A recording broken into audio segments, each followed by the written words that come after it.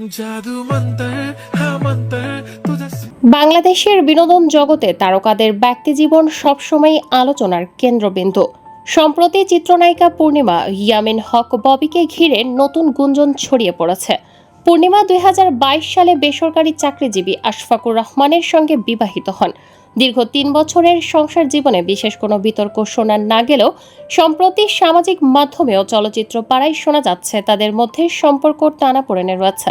পূর্ণিমার এক ইঙ্গিতপূর্ণ Facebook post মিথ্যা সম্পর্কের ভিড়ে নিজেকে হারিয়ে ফেলার চেয়ে নিসঙ্গতা অনেক বেশি শান্ত, নিরাপদ এবং মর্যাদাপূর্ণ গুঞ্জন আরও বাড়িয়ে দেয়।